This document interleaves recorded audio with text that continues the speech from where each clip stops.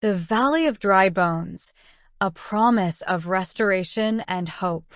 Good morning, dear brothers and sisters in Christ. Today, we delve into a profound and powerful passage from the book of Ezekiel, chapter 37, verses 1 to 14. This passage, often referred to as the Valley of Dry Bones, is a vivid and compelling vision given to the prophet Ezekiel. It speaks of despair turning into hope, death transforming into life, and the miraculous power of God's restorative promise. Let us open our hearts and minds to the lessons and inspiration this scripture offers. Scripture reading: Ezekiel 37 verses 1 to 14 NIV. The hand of the Lord was on me, and he brought me out by the Spirit of the Lord and set me in the middle of a valley. It was full of bones. He led me back and forth among them, and I saw a great many bones on the floor of the valley, bones that were very dry. He asked me, "Son of man, can these bones live?" I said, "Sovereign Lord, you alone know." Then he said to me, "Prophesy to these bones and say to them, 'Dry bones, hear the word of the Lord.' This is what the sovereign Lord says to these bones: I will make breath enter you, and you will come to life. I will attach tendons to you and make flesh come upon you and cover you with skin. I will put breath in you, and you will come to life. Then you will know that I am the Lord." So I prophesied as I was commanded, and as I was prophesying, there was a noise, a rattling sound, and the bones came together, bone to bone. I looked, and tendons and flesh appeared on them, and skin covered them, but there was no breath in them. Then he said to me, "Prophesy to the breath, prophesy, Son of man, and say to it, 'This is what the sovereign Lord says: Come, breath, from the four winds and breathe into these slain, that they may live.'" So I prophesied as he commanded me, and breath entered them. They came to life and stood up on their feet, a vast army.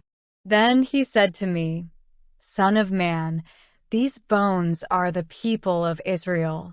They say, 'Our bones are dried up and our hope is gone. We are cut off.' Therefore prophesy and say to them, 'This is what the sovereign Lord says: My people, I am going to open your graves and bring you up from them. I will bring you back to the land of Israel. Then you, my people, will know that I am the Lord, when I open your graves and bring you up from them. I will put my spirit in you and you will live, and I will settle you in your own land. Then you will know that I, the Lord, have spoken, and I have done it, declares the Lord."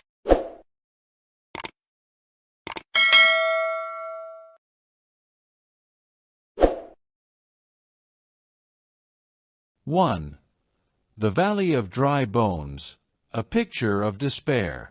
Ezekiel's vision begins in a valley filled with dry bones, a stark image of desolation and hopelessness. These bones represent the people of Israel, who felt abandoned, cut off, and beyond the reach of redemption. In our own lives, we may find ourselves in similar valleys, feeling as though all hope is lost. It is in these moments that God asks us, just as he asked Ezekiel, "Can these bones live?"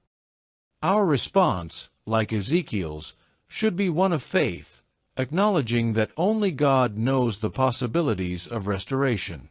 "Mortal, can these bones live?" the Lord asks Ezekiel. I suspect it's a question most of us are wondering about. Can we recover from this? And, if so, when and how will that happen? What will our future look like? Ezekiel responds, but he doesn't answer the question. He just says, "Oh Lord God, you know. I so appreciate the honesty in what Ezekiel says. I hear his uncertainty. I sense his feeling of powerlessness. I picture him looking around and shaking his head at the overwhelming enormity of it all. God only knows if these bones can live again. This passage from Ezekiel 37 verse 3 is indeed profound and resonates deeply, especially in times of uncertainty and challenge. When the Lord asks Ezekiel, "Mortal, can these bones live?" it speaks to the human experience of confronting desolation and the seeming impossibility of renewal. Ezekiel's response, "O Lord God, you know," captures a moment of humility and acknowledgement of our limitations. Ezekiel's honesty is a powerful reminder that it's okay to not have all the answers. His response reflects a profound trust in God's wisdom and timing, even when faced with situations that seem insurmountable. This passage invites us to embrace our uncertainties and to rely on faith. The imagery of dry bones coming to life is also a potent symbol of hope and resurrection. It encourages us to believe that restoration and renewal are possible, even when we cannot see how it will happen. The when and how are often beyond our understanding, but the passage reassures us that there is a divine plan at work. In moments of doubt and struggle, this biblical story offers comfort. It tells us that while we may feel powerless and overwhelmed, there is a greater power that holds the knowledge and ability to bring new life and hope to even the most desolate situations. 10 times God promises to do something about the dry bones, even to the point of repeating God's self. I will cause breath to enter you. I will lay sinews on you. I will cause flesh to come upon you. I will cover you with skin. I will put breath in you. I am going to open your graves. I am going to bring you up from your graves. I will bring you back to your land. I will put my spirit within you, and I will place you on your own soil. 10 times God promises life and wholeness. 10 times God promises return and homecoming. 10 times God promises that the dry bones of this valley are not our final reality. Throughout those 10 promises, at the beginning, the middle, and the end, God says, "And you shall live." You shall live is the river of reassurance that flows through the valley of dry bones. God says it 3 times. And you shall live. And you shall live. And you shall live. Those promises and reassurances are the path we walk in this valley. So the next time you read the numbers in the news, the next time you get scared, the next time you feel anxious and overwhelmed, remember those other numbers, 10 and 3. Remember God's promises. Remember God's reassurances. And then listen for the rattle. The rattling of bones calm, ing, together, bone to its bone. 2. Prophesy to the bones. The power of God's Word. God instructs Ezekiel to prophesy to the bones, commanding them to hear the word of the Lord. This act of speaking life into the lifeless signifies the transformative power of God's Word. In Hebrews 4 verse 12, we read that the Word of God is alive and active, sharper than any double-edged sword. When we find ourselves in situations that seem beyond repair, we must remember to speak God's promises over our circumstances. His Word has the power to bring life, hope, and restoration. Throughout the Bible, we see the incredible impact of God's Word. In the beginning, God spoke the world into existence. Genesis 1. Jesus calmed the storm with his words. Mark 4 verse 39. The same powerful word that created the universe and calmed the seas is available to us today. When we declare God's promises over our lives, we invite His power to work in our situations. Think about the times when you have felt like dry bones, without hope or direction. In those moments, turn to the Scriptures. Find promises that speak to your situation and declare them. For instance, if you are facing fear, remember 2 Timothy 1 verse 7, "For God has not given us a spirit of fear, but of power and of love and of a sound mind."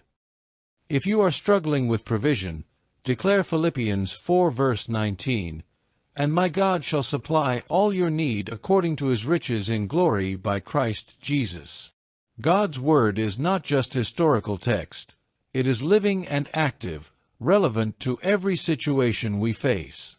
When we prophesy to our dry bones, we are not speaking our own words, but God's, and His Word never returns void. Isaiah 55 verse 11. It accomplishes what it is sent out to do. So, in your valleys, speak life. In your dry seasons, declare God's promises. Let His Word revive your spirit, renew your hope, and restore your strength. Remember, the same God who breathed life into the dry bones in Ezekiel's vision is ready to breathe life into your circumstances today. The breath of life, the Holy Spirit's role. Even after the bones come together and are covered with flesh, they remain lifeless until Ezekiel calls upon the breath of God. This breath represents the Holy Spirit, who brings true life and vitality. In John 6 verse 63, Jesus says, "The Spirit gives life. The flesh counts for nothing." It is through the Holy Spirit that we are truly revived and empowered. As believers, we need to continually seek the infilling of the Holy Spirit, allowing Him to breathe new life into our hearts and minds. The vision in Ezekiel 37 teaches us that structure and form alone are not enough. The bones could come together and be covered with flesh, but without breath, they remained lifeless. This is a powerful reminder that our lives, no matter how organized or put together they may seem, are incomplete without the Holy Spirit. It is the Spirit who breathes life into our spiritual walk, turning our routines and rituals into vibrant expressions of faith.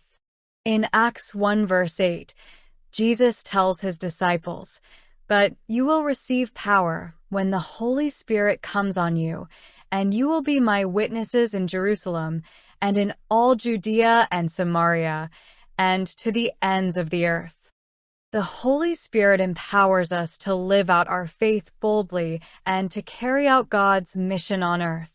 Without the Spirit, our efforts are in vain, but with the Spirit, we are equipped to do immeasurably more than we could ask or imagine. Ephesians 3 verse 20. Moreover, the Holy Spirit is our comforter, guide, and advocate. In John 14 verse 26, Jesus promises, "But the Advocate, the Holy Spirit, whom the Father will send in my name, will teach you all things and will remind you of everything I have said to you." The Spirit illuminates the Scriptures, guiding us into all truth and reminding us of God's promises when we face trials. To be continually filled with the Holy Spirit, we must cultivate a life of prayer, worship, and obedience. We should invite the Holy Spirit into our daily lives, seeking His guidance in all that we do. As we surrender to the Spirit, we allow Him to transform us from within, producing the fruit of the Spirit: love, joy, peace, patience, kindness, goodness, faithfulness, gentleness, and self-control.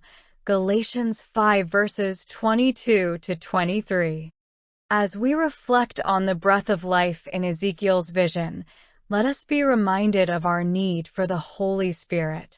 Let us pray for a fresh infilling, asking the Spirit to revive us, to breathe new life into our dry places, and to empower us to live out God's calling. In every aspect of our lives, let the breath of God bring vitality and transformation so that we may stand as a living testament to His glory and power. 4. A vast army, the promise of restoration and purpose. Once the breath of God enters the reformed bodies, they stand as a vast army. This transformation from dry bones to a mighty force illustrates the potential that lies within us when we allow God to work in our lives. God's promise to Israel was not just about physical restoration, but also about reinstating their purpose and identity. In our own lives, God's restoration brings us back to our original design and purpose. We are called to be His hands and feet, a living testament to His power and grace. The image of a vast army rising from a valley of dry bones is awe-inspiring. It signifies not just the revival of life, but the mobilization of purpose. God didn't just restore the bones to their previous state. He elevated them to a higher calling. Similarly, when God breathes life into our brokenness, He doesn't merely return us to our former selves. He propels us into a renewed purpose and mission. God's promise of restoration is not limited to our spiritual lives, but extends to all areas. He can restore relationships, heal emotional wounds, and renew our sense of direction. In Joel 2 verse 25, God promises, "I will repay you for the years the locusts have eaten."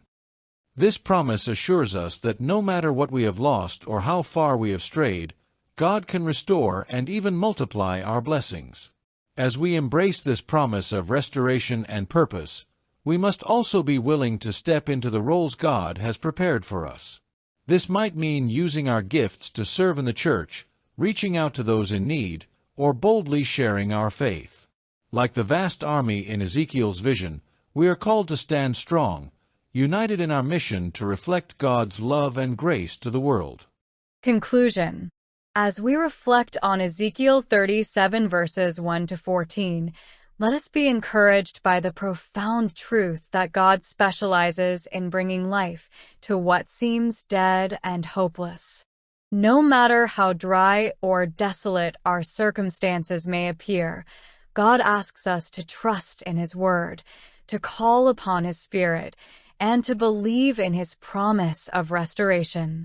He is the God who opens graves, who breathes life into dry bones, and who transforms despair into a mighty testimony of His love and power. Let us pray. Heavenly Father, we thank You for Your word that brings life and hope. We ask for Your Holy Spirit to breathe new life into our hearts and situations. Help us to trust in Your promises and to believe in Your power to restore and renew. May we stand as a testament to Your grace and glory. In Jesus' name we pray. Amen. As we leave this place today, may the Lord bless you and keep you. May His face shine upon you and be gracious to you. May He lift up His countenance upon you and give you peace. May the God who brings life to dry bones and hope to the hopeless breathe His Spirit into your hearts. May you walk in the fullness of His restoration and the power of His love, carrying His light into a world in need. Go in peace, filled with the assurance that He who promised is faithful, and He will do it. In the name of the Father, the Son, and the Holy Spirit. Amen. Thank you so much for watching today's devotional. If you enjoyed this video and found it uplifting, please give it a thumbs up and share it with your friends and family. Don't forget to hit the subscribe button and click the bell icon so you never miss an update. Your support helps us reach more people with the Word of God. Have a blessed day, and see you in the next video.